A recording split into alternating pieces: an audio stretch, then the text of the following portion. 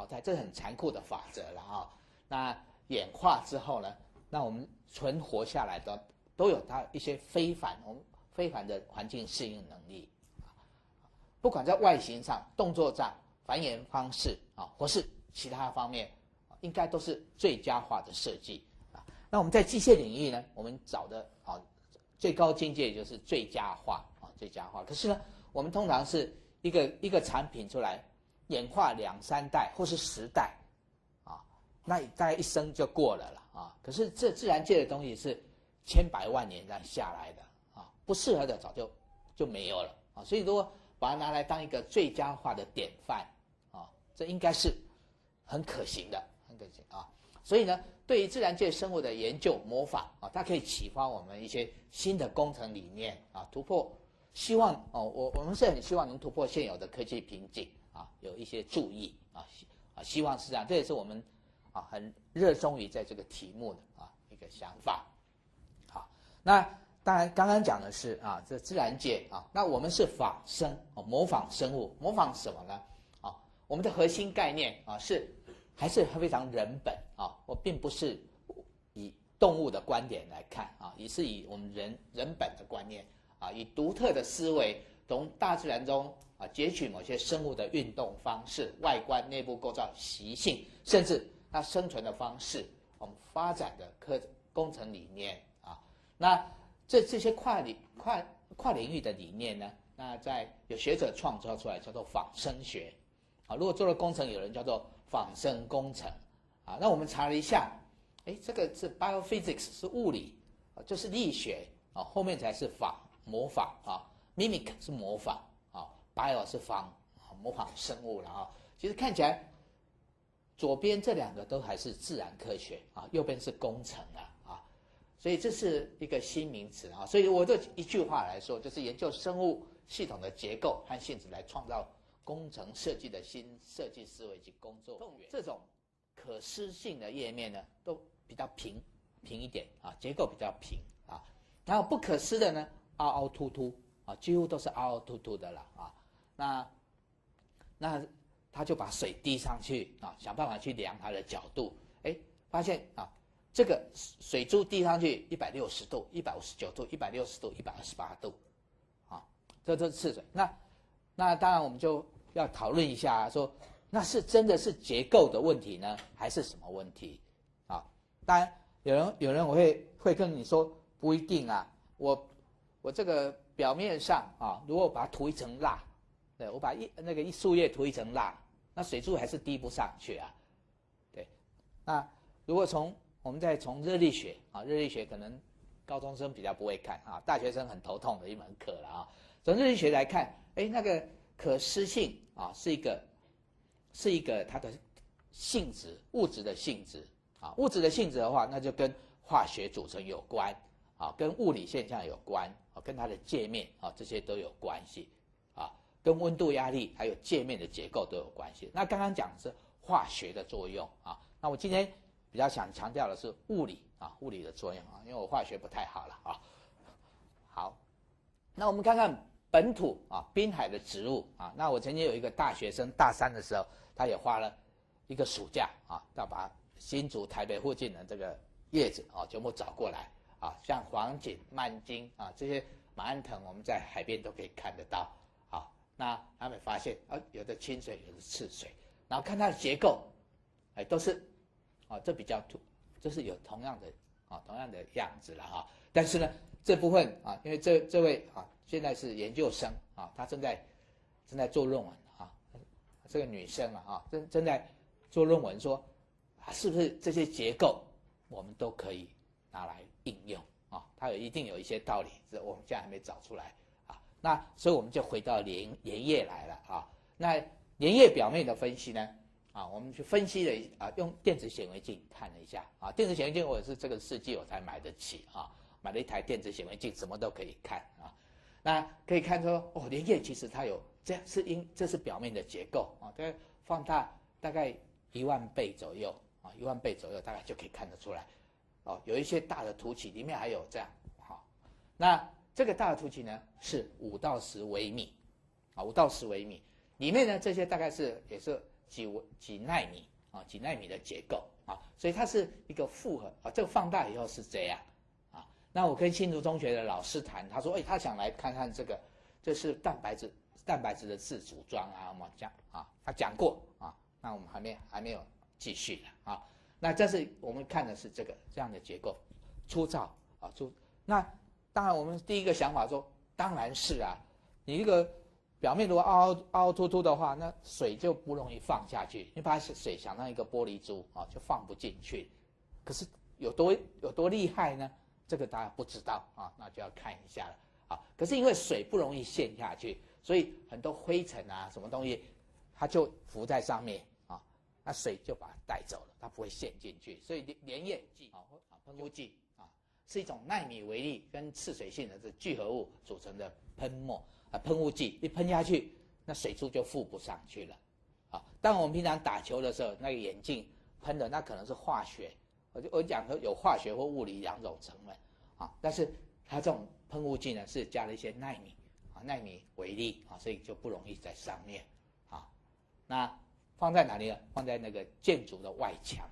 啊。如果的漆啊稍微调一下以后，那水打下去不会附在上面，那房子变得很干净啊。变得很干净啊！事实上啊，做建筑材料现在也都在做这些，对，我只要加一点点东西，说我这是奈米涂料，就可以卖10倍价钱，啊，听说是这样嘛，哈。不过我有一次也被打败了啊！我们大家说在喝那个海洋深层水的，那个贵2-3倍，啊，他们在经济部在讨论说啊，那这个可以开发，结果有一个人突发奇言，他说那个赚不多，大杯咒水赚得更多。只要稍微这样弄一下是10倍，大家抢着买了啊！这是另外这个不是主题，抱歉啊。这是另外一个公司啊，它这个表面上加了一些奈米粒子下去啊。你看这塑胶，其实它到奈米啊，几奈米啊，放上去啊，然后你看这些东西都粘不住了啊，刺水啊，变成是这样。那这是台湾有做的纺织啦啊，我们说有些不沾水的纺织布、不沾水的伞。其实呢，它利用这个结构做出那种很就是也是莲花啊、莲叶那种效应啊，所以它可以是表面干燥无污，这也是一种啊。然后光阳的涂料啊，是从它网站抓下来的啊，奈米彩晶涂装啊，其实它制成不会很难啊，可是想法还不错啊，它就是不会产生。其实最重要的是不会脏了啊，东西那水附不上去就不会腐蚀了啊，这是一个啊，各位可以看到这里还有合成的那个马桶啊，他做实验啊，一边有涂一边没涂啊，然后涂了一些脏东西，冲几次以后有涂这种奈米涂料的啊，它就冲掉了啊，没涂的就没有啊，但是这个可能就说它的耐久性是多久，这个我就不太清楚了啊。这是也刚刚讲的几种做法了啊，所以我说，生活上的实例也可以做得到了啊，理论也成立了啊。那科学的基础是什么了啊？那大家不要看公式了哈，不要看公式啊，这是拿来吓学生用的了哈。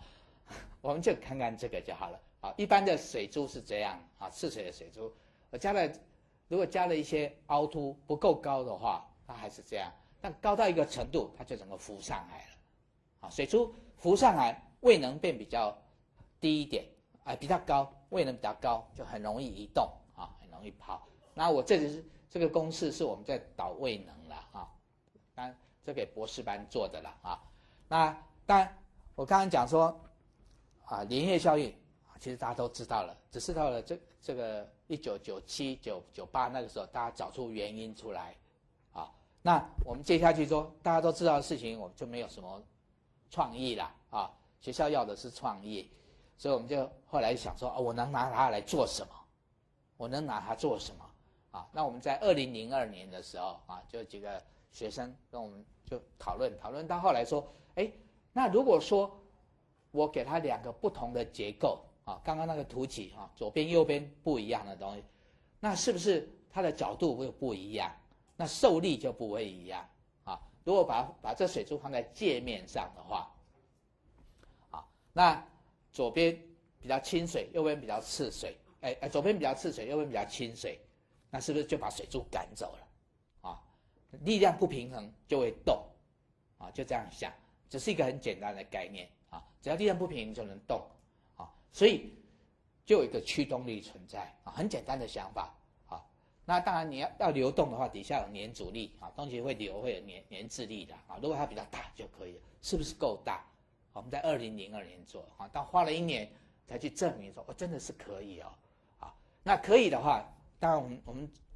不会傻傻的一下就跳进去做了啊。所以在2003的时候，我们就找一些文献啊，说，怎么样驱动？发现我们不是第一个想到的，好多人都想到了啊。它基本的原理就是说，如果是这边比较赤水，这边比较清水，我们想也知道，这里不要水，这里要水，就往这边跑，啊，就往这边就跑过去了，啊，那有什么方法呢？有人用热，啊，这是热啊，两边的温度不一样，那水柱就会跑，啊，那有的人用化学组成，啊，去调不同的组成，它就会跑，啊，有的人用电，啊，或是通电以后表面张力会变，啊，那就会跑，啊，那我们查一下哦，发现呢。这些东西都在1999到2004，啊，全部在 Science 跟 Nature 上面，啊，全部在上面。可见说那个时候，那个算是很新的概念。那我看看标题写是飞行树叶，啊，像树叶一样。好，我们看个2分钟，啊，看个2分钟，好，我们再来看一下，它这样还是可以飞啊。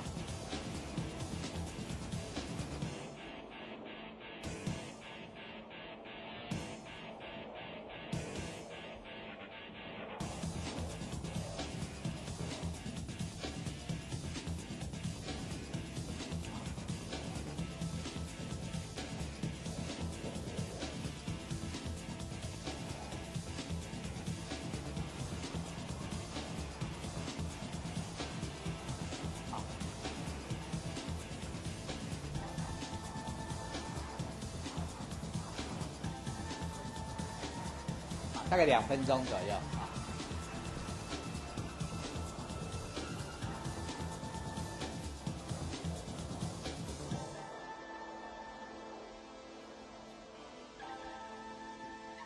这简直是不可思议啊！因为正常的飞行早就掉下来，失速就掉下来了啊。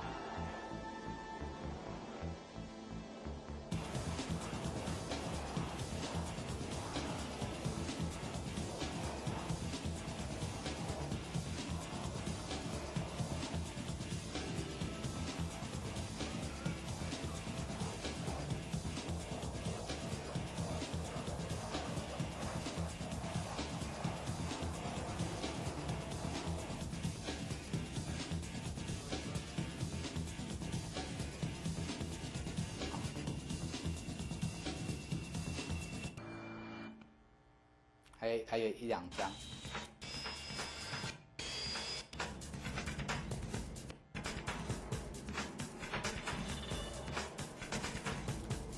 这是国科会那个张嘉恒先生在网络上传给我的啊，那几乎航空系的每个人都很着迷的啊。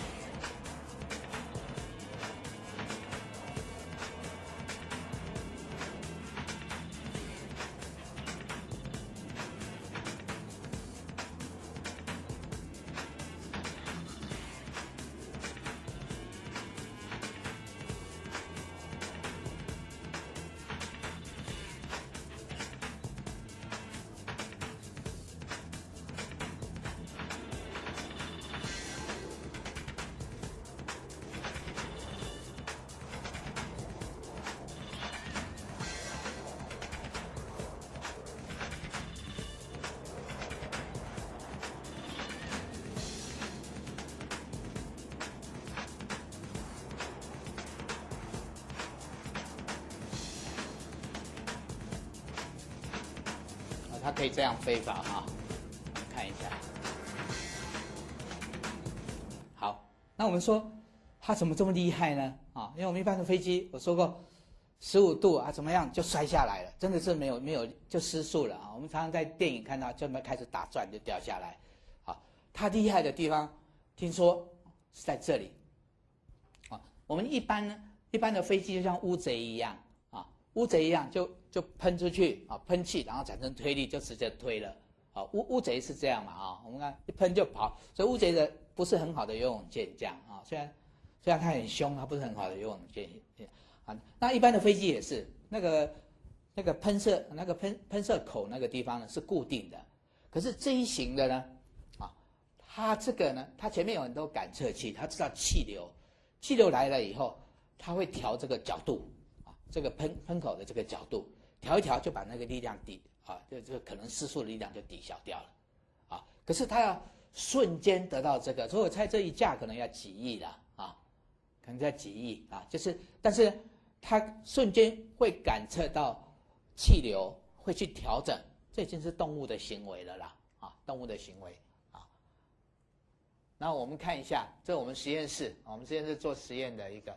绿袖眼啊，这是它飞行的状况。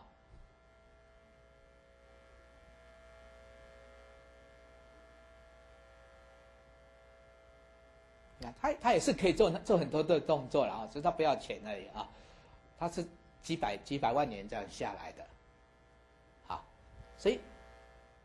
第一个呢，我们要讲的是，第一个我要提的就是说，它是可以调整的啊，它不像固定翼是固定的，它是可以调整的啊。第二个，它有很好的感测，就像我们平常的走路一样，我们看到什么东西就会闪啊，可是你要做机器人不太容易了啊，不是很快就能闪啊，这是一个我们觉得可以考虑的一个地方啊，但是可以做吗？那就看一下了哈。所以我们就想说，那传统的飞机呢是固定翼啊。刚刚还有一个特点，它的翅膀是可挠的啊，可以弯啊，可以变，它的动作是一套模式啊，不像那个是固定的啊。这是几个，所以呢，如果说我们有一种飞机可以这样做的话，是不是很好啊？可是后来发现飞机做不出来啊，等一下啊，那我们就把它变成载具好了啊，飞行器啊。那就想一下，那我实验室也是有一两个很疯的啊，台大电机系不念啊，他念动机系啊，他明年要出国，他就是要来我这边，他就喜欢飞行那他们就很喜欢这样的题目了啊，我喜欢就好了嘛啊，大家不是都是华裔的喝啊，就是好，那这个是它的重量啊，我们看一下，然后我们一般会用雷诺数了哈，它的速度啊跟那个黏阻力的比啊，那我们看一下飞机呢，其实在这个地方啊，它的翅膀够大啊，所以它飞起来那个气流经过翅膀，那个升力就够了啊，升力就够了啊。那我刚刚讲一个微尺度的效应啊，到了这个比较小的地方啊，比较小的地方呢，它阻力相对的跟它的体型比起来，相对变很大啊，相对的变很大，所以它不太好飞啊，不太好飞，就必须要有一些很好的飞行技巧啊，才可以飞得起来啊。那越下面越难飞啊，因为它阻力越来越大啊。蝴蝶在空气里面飞，那感觉应该是像我们在游泳池游一样那种感觉一样啦啊，应该啦啊。你会问我怎么知道蝴蝶是那样啊？我也不知道他怎么想啊。哦，那我们看一下啊，所以传统的是雷诺数非常非常大啊，它的升力自然就大，所以它只要翅膀够大，自然就飞起来了啊。那这个就有一堆啊，可是这个是比较好。我们刚刚看一下喽，它的真的是比较好了啊。那当然我们那花时间我们去看看这些翅膀啊，既然要看飞行嘛，那就发现大的鸟啊比较像我们的飞机啊，大的鸟比较像飞机，它就张开来靠升力就可以了啊，大鸟啊，那它是翱翔啊，或是滑翔啊，一种是滑翔就靠这样滑，一种是靠气流，像老鹰气流上来就滑一滑再上去，像海鸥在海岸上它是这样飞啊，顺着气流找气流在飞的啊，那小一点的啊就要扑翼了啊，要扑得很厉害，像蜂鸟啊，蜂鸟那它就不是这样扑了，它就是八字形这样做啊，八字形啊，它升力，他们说是升力最大的啦啊，这是几种啊。那我们实验室比较感兴趣的是小一点因为大一点我不知道放哪里那这个也是明年才毕业这是高雄中学所以我们有时候为什么我们要想这个呢？因为它有一个优点它操控性非常好操控性非常好。可是呢，刚刚讲过，它尺寸太大，它做不出来是做不出来那么大一个东西很难做。目前那低速高速它也做不出来了那当然 MAV 了我们讲说这无人操控的飞行器，我们来看看那 DARPA 是规定要15公分以下15公分以下才是那无人飞行器了那对固定或许我拿这个如果固定翼固定翼的做法是说，它靠一个引擎来给它推力引擎给它推力，那升力呢靠翅膀翅膀呢那个鸡翅膀飞机翅膀不是鸡快到中午了看到飞机的翅膀这提供升力那当然我们有一些理论是因为它飞机会在外面产生一些涡旋那我们升力跟涡旋强度是成正比是这样的做法所以它是非常稳定非常稳定可是呢拍扑因为它需要比较好的效率的所以它有一些特定的模式它不是靠这个传统的理论，但是都是用 summation F 等于 ma 都是这样的理论但是未知现在好多人在试其实莱特兄弟，我们想说莱特兄弟以前开始发明飞机的时候，他开始也是拍扑翼我们看看历史，他们拍一拍就跌到地上因为它体型太大了，所以后来他就做固定翼大家就全部走固定翼了是这样。那这一部分呢未知，可是我跟学生讲说，搞不好里面有一些神秘礼物你就是突然就很厉害了那它是靠拍扑来产生升力的，不是像刚刚那个引擎然后呢它还有一些推力升力跟推力是混在一起的这是一个想法那我们看看说，那有哪些呢？可能蝙蝠鸟或是鱼昆虫你会觉得奇怪怎么鱼跟鸟一样呢？我看起来都一样，鱼在水里面游在空中飞，都是在流体里面那我们看看鱼的那个胸鳍在动，跟鸟是一样的那个行为是八字形的完全一样所以只是它的雷诺数不太一样了那昆虫最辛苦了所以应该是最可以学那我们说那昆虫多重呢昆虫大概是0.1克大概是那样蝴蝶呢大概5克差不多不是蝴蝶0.1克了5克。鸟的话，蜂鸟比较小像我实验室做的那个大概20克了一只鸟大概20克，所以它的雷诺数很低很低的那各位如果随便打一个字下去，在 Google 上面其实都可以查得到所以如果说看起来我们飞机是在大的鸟在这边小鸟在这里蝴蝶在这里是这样那当然市面上就很多人做了啦做就说它这几个你在网络上大概都可以找得到无人飞机无人飞机那尺寸缩小，但性能要维持，就是说生物跟我们不太一样因为生物第一个它的动作是可调的，它的就像我们这是软的它的机构很复杂，还有呢它的反应很好它可以侦测到外界的东西，马上改变行为，跟我们一样可是我们刚刚看到那个苏凯35那种战机那个是可能我猜搞不好是几亿美金也有可能啦它可以瞬间做到一部分的功能啦可是未来如果我们了解了这些生物的一些特性，搞不好我们就可以有更好的东西出来我今天简单介绍到这里我们还留点时间大家谈一谈谢谢各位，谢谢。